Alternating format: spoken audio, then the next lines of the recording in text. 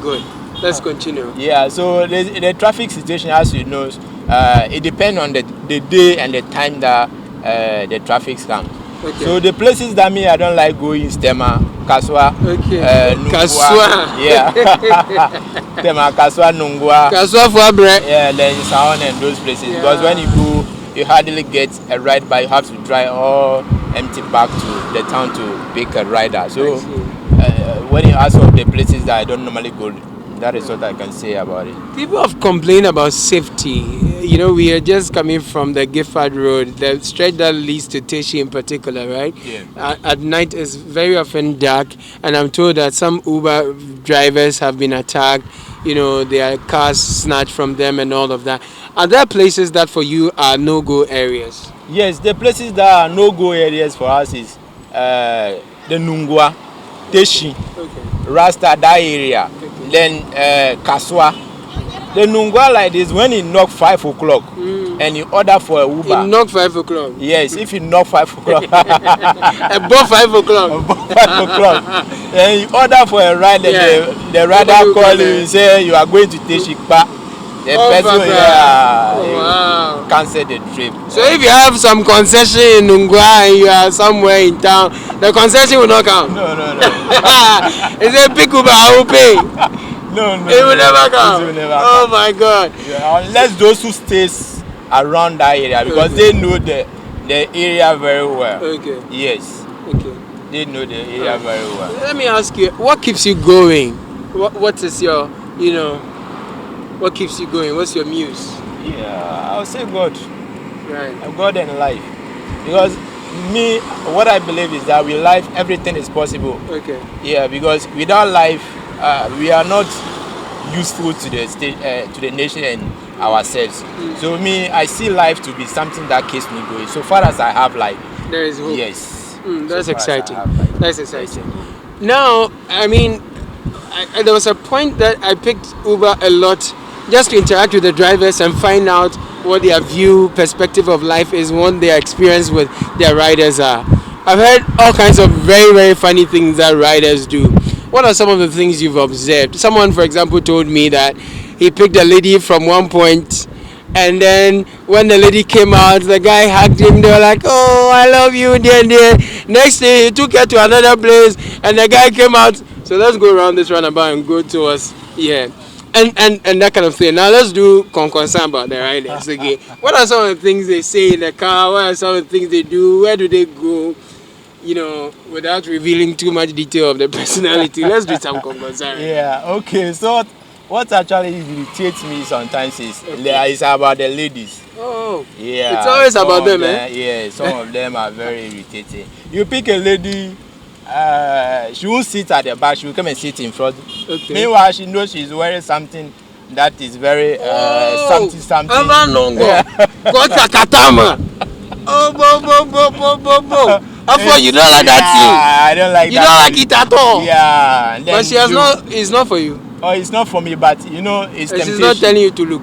Actually, I'm not attractive to those things. Oh, okay. Yeah, it doesn't move me in any way, but what they normally do, when they are two, they'll be kissing at the back, some they'll use their leg to be choking your seat. Those things, they irritate me a lot. What are you saying? I don't know. Okay, so like a guy and a lady, they are in the car. Yes, they'll be kissing in the car. And they are kissing. Yes. You don't like it? I don't like it. Okay. They decide. Some of them did something like that, and I applied. They were kissing. I applied trans break. Because I don't want to talk.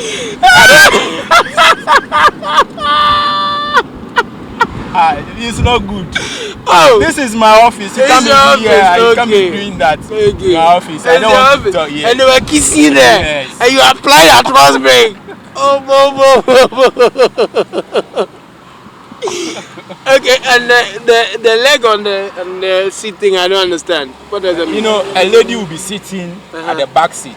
Then she will use her leg to I don't know.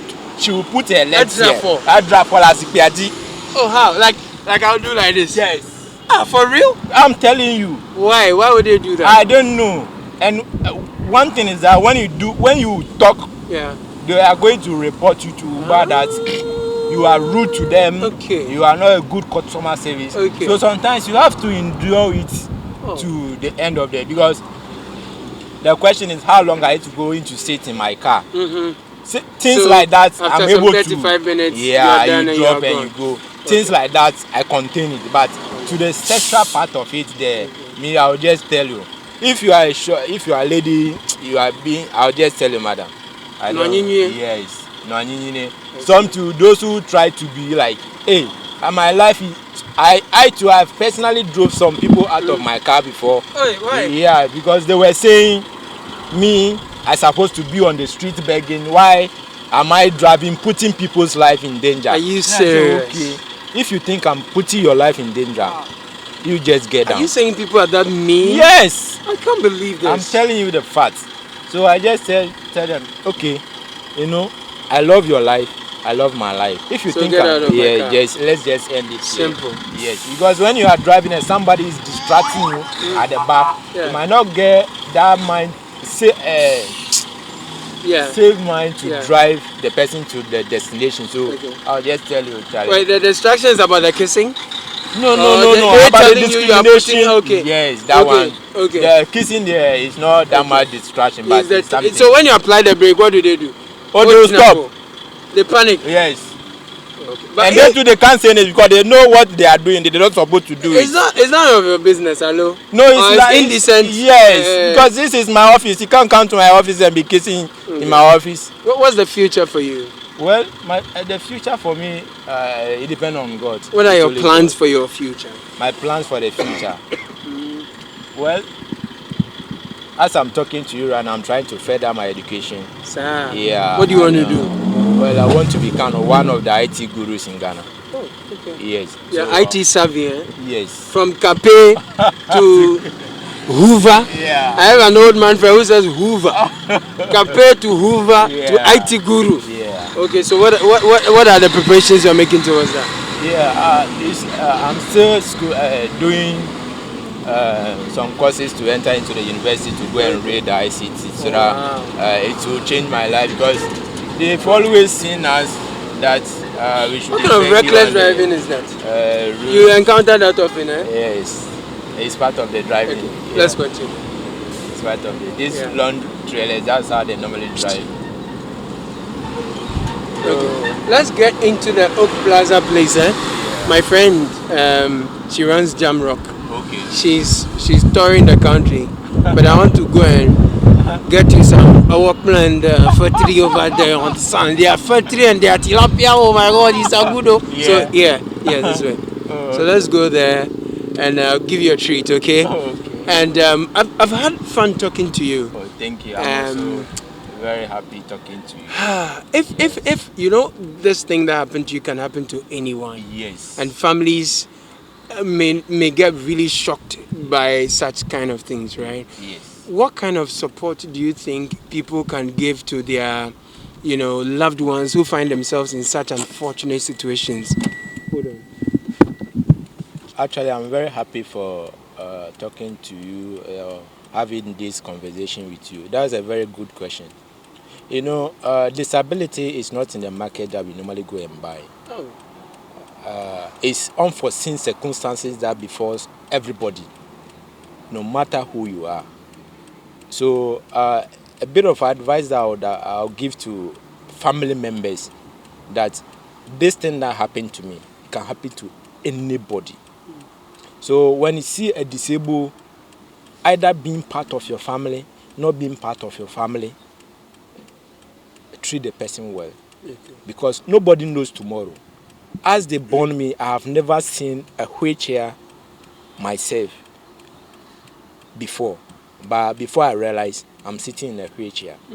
So the advice that I'll give to everybody watching is that, please, disability is not in the market that we normally buy. Before somebody become a disabled, just a few of them have been born with it. Yeah. Majority pick it on the way. I was 22 years coming to start life to help my parents, especially my mom, before that thing happened to me. So it's very devastating. Already we are in a dilemma, suffering, all sort of. So when the society and the people keep discriminating, not giving the helping hand, but rather discouraging us, it's very devastating. And I keep telling the public that let's treat the disabled people as part of the minors, because when it comes to Ghana, the less privileged people that they have been defining are the women and the children. Persons with disability, they don't know. Yes. Okay. Persons with disability must be part of the less privileged people in Ghana, and they have to be given a helping hand. When it comes to company, it's the poor that makes the rich rich. So they shouldn't see the poor to be useless, but they should see them that we are actually making you rich. So when you are working with a company and something of this sort happen to someone, you shouldn't let a person go. As I'm talking to you right now, the man that I mentioned, James Akpakali, the CEO of Raincoat Roofing System, I still love that man to the extent that a guy had an accident in his company. He's still taking care of that person up to now. Wow. Yes. Wow. So they should keep accepting us in the society, because we are also humans. We are part of the society. So you take that thing from here? Yes.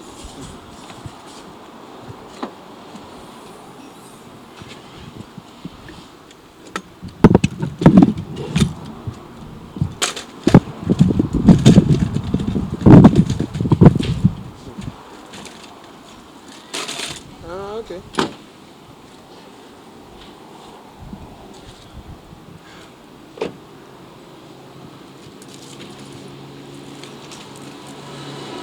So you have a wife? You're married? Yes. You have children? No, I'm not. You don't have I'm a child? yet to. Okay. I'm yet to. When did you meet your wife? When? At what stage in your life did you meet your wife? Yes, after the accident. Oh, how? Tell me. It's after the accident. I got married last year. Only last year? Yes. Wow. What's the name of your wife? Mary. Okay. Her name is Adwoa Mary. Adwoa Mary? Yeah, I call her Adwoa. I see. Yes. So you met her immediately a year after the accident? No, long ago. Just last year, 2020. So how did you meet her? Well, she's also a Jehovah's Witness. She's also a Jehovah's Witness. Eddie? We were going to first service as we normally do. Okay. Then Asemka. Yeah, Asemka, yes. Asemka. Thank you. So I met her, then I just put it in front of her. You told her that no. Yeah. What did you see, you know? Well, she's very respectful, hardworking. She's like me, you know. I hardly take friends that are higher than me in terms of money and education. Okay. I take those who are your level. Yeah. So she too, when I check her background, she's not having like me. And when it comes to the education wise too, she's not higher than me. Then I say, okay, let me come. If she's not having, then you struggle. If you take someone who is having, then will support you. If you take someone whose education is higher, then, you know, if there's anywhere you are lacking, and then it just falls in. No. Or you think that monkeys play by size? Yeah, monkeys play by size. So she agreed then. Oh, but it wasn't easy before I got married to her. Her parents don't like. They say because I'm a disabled person and I'm a aware man. Joe! Where is she from? Where? She's it's Shantis or something like that. Oh, Acho. Kumasi side. Kumasi. Yeah. Johan Acho Bato. Where are you from? I'm from Afram Place. Afram Place. Yeah, Okay. I'm from Afram Place. Okay. Let's go this way. So the parents didn't initially agree? Yeah, they did not agree. We broke up for like 1 year, 2 years before we come back. Then finally they agreed. But the lady, what did she see? What made her convinced that, Charlie, you are the man and you can do the man? Yeah, they say love lies in the eyes of the beholder. Thank you. She's the only person who can test exactly what she sees. But she's not been telling you what she saw and... Yeah? She just loved me. Sounds I don't think sweet. she has a condition. Because with condition, it might go sometimes, so she didn't give me any condition of loving me. See, the banquet is coming, Yeah. And I can't wait. I told you the okra soup is phenomenal, my goodness. But while we wait for that, let me pick your thoughts on the toll booth, and then its abolition. What your thoughts are on that? Because the government said that, the fumes that are coming from there, it's not good environmentally. The stress that the traffic is causing, it's not good. They put together some 3 reasons why, they were going to change. Yeah. What are your thoughts generally as someone who was working in that area? Well, actually, the figure that they brought out with the explanations that they give, I can tell you for the fact that majority or all of us working or who have worked there before, we disagree with them. In terms of how much government makes annually from the toll? Yes. You think it's less? It's less. We've actually made... Wait, are you saying what we make annually is smaller than what government is saying? No.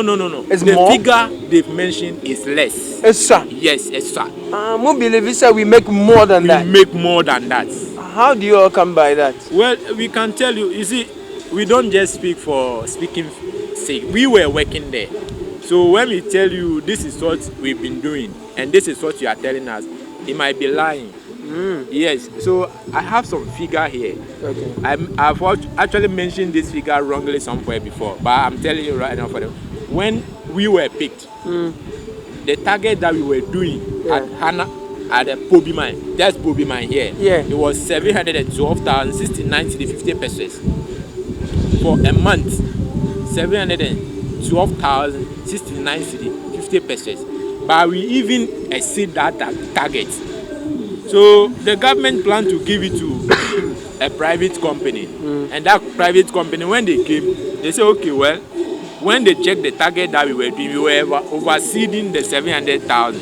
So they've increased it to 800. And when they came, they increased it to 854,483.40 pesos. So if government is telling us that with all this money, we only get 78 million Ghana cedi in a year, we feel that that figure is not correct.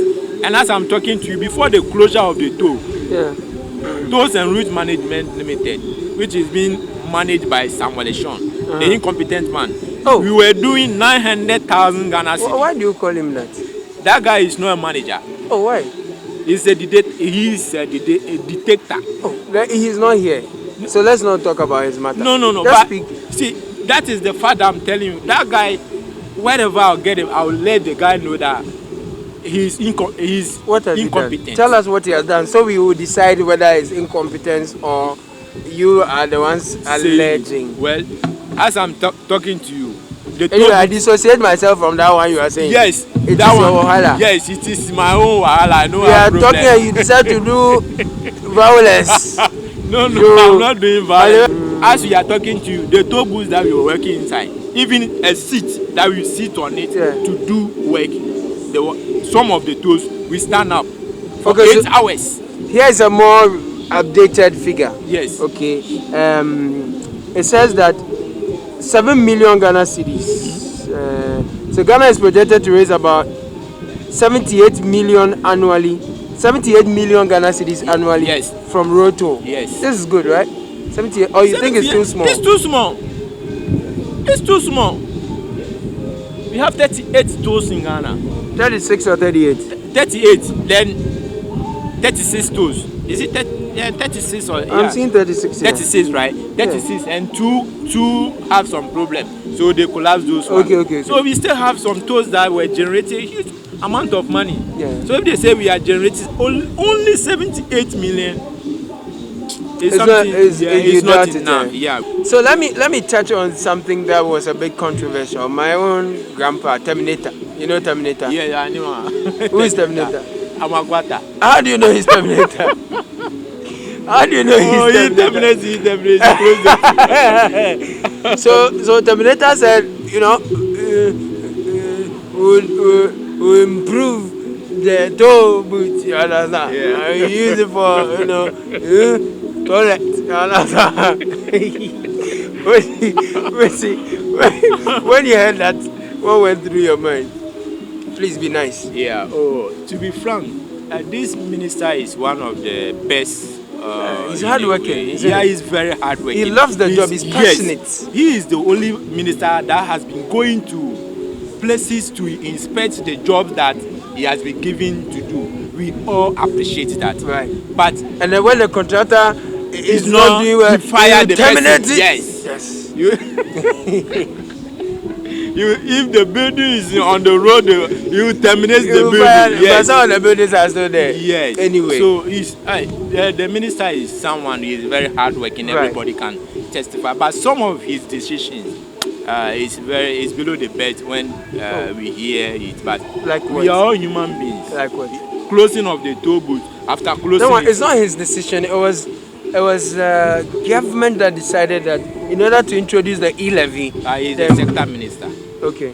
He's the sector minister. So everything, the press release that came came from him. And by the way, it was done before Parliament even approved it. That is where the problem lies. Okay. So he was a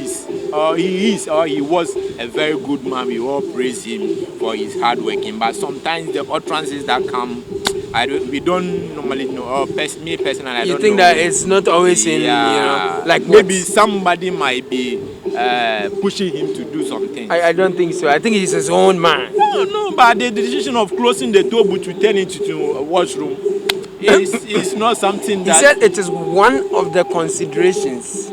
And it doesn't mean that they will do the toilet where the toll was. We'll put it to the side of the road. Because you drive. And if I ask you, if you want to pee or, like you said, wee-wee, if you want to eat wee-wee, where will you go wee-wee?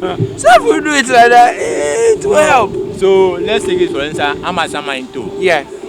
When I take a car from Tudu, and I'm going to Kumasi, I'll get to Amasama, I'm going to urinate. Yeah, then we'll do where the toll is. Yes, then I'll get down there. We go to Sechere. No, but that one there. It doesn't carry for you. It doesn't carry. How is Ghana treating you? Okay, Ghana is actually not treating persons living with disability well. Because when you see our Disability Act and the labor law concerning persons living with disability, we're supposed to be treated well. And when you take the 1992 Constitution, the government is supposed to have a rehab and train persons living with disability and absorb them to government institutions so that they will not be a burden to the society or their family. But when it comes to Ghana here, the Constitution and the laws that we have, the Disability Act and the Labor Act, we don't see, because me personally, when they sacked me, I did not sit without doing anything. I took the case to the NCPD and took it to Labor Department. NCPD, National Council of Persons with Disability. Okay. They are the head of every disability issue. So when you were sacked, you petitioned them? Yeah, I petitioned them. What came out of that? They took the issue to Labor Department. Okay. As they took it to Labor Department, the Labor Department instructs the company to reinstate me within that month. The company did not obey that law. So what did they do? They didn't do anything. I went to the man, then the man who was actually handling the case. And he told me the owner of the company called him that why should he use the law to ask him to reinstate me. True. So I see the laws, we have laws that are protecting persons with disability, but it's not being applied. I see.